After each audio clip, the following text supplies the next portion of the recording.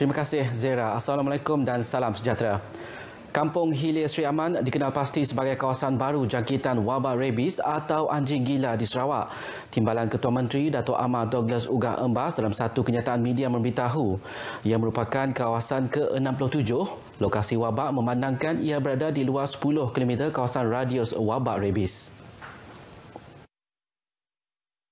Kes itu melibatkan seorang wanita berumur 59 tahun yang digigit oleh anjing peliharaannya pada 2 Februari lalu. Ketika mendapatkan rawatan di Jabatan Veterina, anjing peliharaannya tidak pernah mendapat suntikan anti-rabies, telah menunjukkan simptom perubahan sikap yang tiba-tiba. Anjing tersebut disahkan dijangkiti rabies pada 5 Februari dan telah dimusnahkan oleh Jabatan Veterina. Manakala mangsa kini sedang mendapatkan rawatan susulan di Hospital Sri Aman. Setakat ini, kawasan yang telah diisytiharkan sebagai kawasan wabak rabies adalah Kuching 7, Sibu 2, Miri, Mukah dan Sri Aman masing-masingnya 6, Sarike 5, Kapit dan Limbang 1, Bintulu dan Semarahan 4 masing-masingnya, Betong 3 dan Serian 22. Justru itu, Dato' Amar Douglas yang juga pengerusi Jawatan Kuasa Pengurusan Bencana Negeri Sarawak menasihati pemilik anjing untuk memastikan anjing mereka disuntik vaksin anti-rabies setiap tahun. Kegagalan berbuat demikian boleh disabit kesalahan di bawah Seksyen 40 Ordinan Kesihatan Awam Veterina 1999. Sarawak akan menerima vaksin Pfizer-BioNTech pada 24 Februari ini untuk vaksinasi COVID-19 fasa pertama yang bermula pada penghujung bulan ini.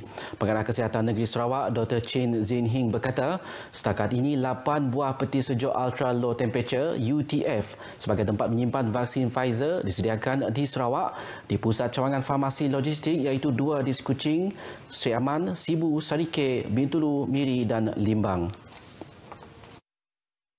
Jelas Dr. Chin, UTF hanya dapat diguna pakai untuk menyimpan vaksin jenis Pfizer-BioNTech dengan suhu negatif 70 sehingga negatif 80.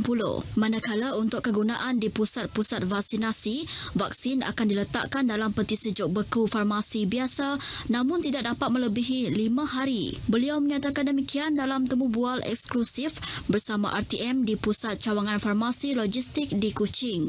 Sementara itu, beliau memaklumkan untuk fasa pertama vaksinasi, seramai 97,161 petugas barisan hadapan telah dikenal pasti di Sarawak. Bagi vaksinasi fasa kedua, JKNS mengalukan orang ramai membuat pendaftaran untuk vaksin menerusi aplikasi MySejahtera, laman sesawang JKNS serta borang pendaftaran yang juga turut diedarkan kepada ketua kaum bagi kawasan luar bandar.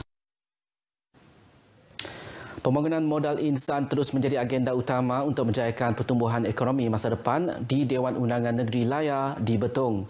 Menurut Adung Laya, Gerard Redap Jabu, pelbagai inisiatif telah dilaksanakan bagi membantu merealisasikan perancangan itu, termasuk membantu membaik pulih kemudahan sekolah dan pemberian tablet untuk pengajaran dan pembelajaran di rumah PDPR awal bulan ini.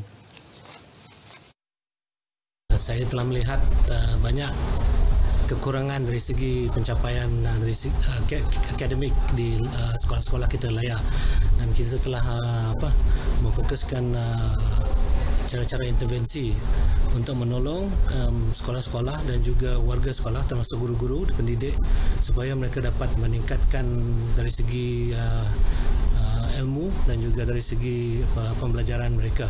Manakala pembinaan lapangan short take-off and landing di Sepauh juga bakal merancakkan ekonomi di Betong sebagai sebuah daerah bakul makanan. Ini bersesuaian dengan keluaran tanaman seperti tembikai dan nanas bagi tujuan ekspor termasuk sayur midin segar dari Betong ke Singapura.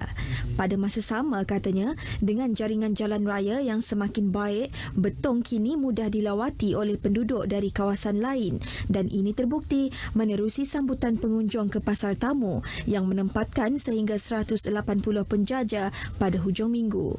Beliau menyatakan demikian semasa menjadi tetamu untuk program Menuju Pemansang di konti YFM Iban di RTM Kuching.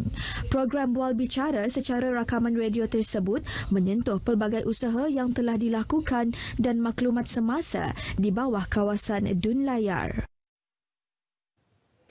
Sekian berita wilayah dari Sarawak. Kita kembali bersama Zera di Angkasa Puri. Silakan.